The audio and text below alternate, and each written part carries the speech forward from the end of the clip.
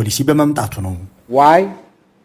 Because since the 1980s the policy has been the private sector does the infrastructure. Why do we need infrastructure? What's the point?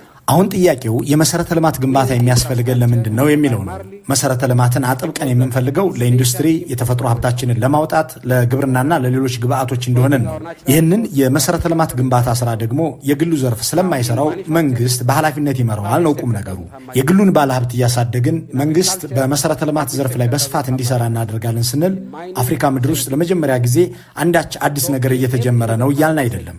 በሌላው ዓለም የሰራውን ጎማ አስተካክለን እናሽከረክረዋለን ነው እየተባለ ያለው። If it tries to, it will simply be reinventing the wheel. That's what happened everywhere else.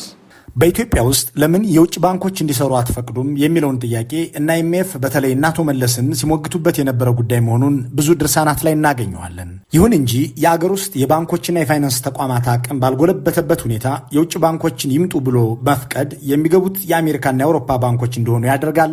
ይህ ደግሞ ኢኮኖሚውን ለእጅ አዙር ቅኝ ገዢዎች አሳልፎ መስጠት ነው የሚል መከራከሪያ በማቅረብ ይህንንም ዘርፍ ለውጮቹ ባንኮች ዘግተው ኖረዋል።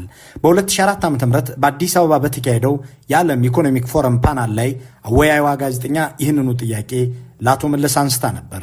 የውጭ ባንኮች የማትፈቅዱት ቴሌኮምን የማትሸጡት ለምንድን ነው አለች። እሳቸውም መለሱ። We have not liberalized the financial sector in the sense that we have not allowed foreign banks to operate in Ethiopia. Why? የፋይናንስ ዘርፉን ክፍት አድርገን የውጭ ባንኮች ኢትዮጵያ ውስጥ እንዲሰሩ አልፈቀድንም፣ ቴሌኮሙንም አልሸጥንም። ምክንያቱም እነዚህ ግዙፍ የባንክ ኩባንያዎች ወደ ኢትዮጵያ የሚመጡት እንደ እንግሊዝ ካሉ ግዙፍ ኢኮኖሚዎች ውስጥ ተነስተው ነው። የኛ ኢኮኖሚ ደግሞ እንደ ደቃቃ ጀልባ ቆጠሩት። ይመጣሉ። ከመጡ በኋላ ደግሞ የማንቆጣጠረውን መሳሪያ ይዘረጋሉ። የማንቆጣጠረውን ብቻ አይደለም፣ ሌላውን ቀርቶ ያለንን ዕውቀት ሁሉ ብንመድብ ልንረዳው የማንችለውን ቴክኖሎጂ ነው የሚተገብሩት። ይህን እንዴት ነው ህግ አውጥተን የምናስተዳድረው? እነዚህን ሰዎች እንዴት አድርገን ነው የምናስተዳድራቸው? ይሄ የማይቻል ነገር ነው። In most instances we don't even understand. The best of us don't even understand.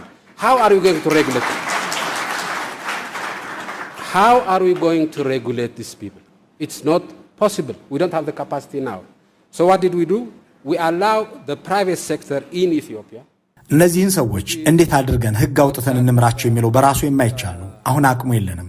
ስለዚህ ምን አደረግን? የግል የሆኑና ኢትዮጵያውያን የሚመሯቸው የኢትዮጵያውያንም የሆኑ ከመንግስት ድርጅቶች አኳያ ሲታዩም ያን ያህል ለመቆጣጠር ውስብስብ ያልሆኑ ባንኮች እንዲሰሩ ፈቅደን ማሳደግና ማበልጸግ ላይ አተኩረናል። ኢኮኖሚያችን ሲያድግና ህግ አውጥቶ የመቆጣጠር አቅማችን በደንብ ሲጠነክር ሊበራላይዝ መደረጋቸው አይቀርም። ይህ ግን ዛሬ አይሆንም። ይህንን በማድረጋችን ደግሞ አንድም የምናጣው ነገር የለም። Of course we'll liberalize, but not now. And we have lost nothing because of this policy.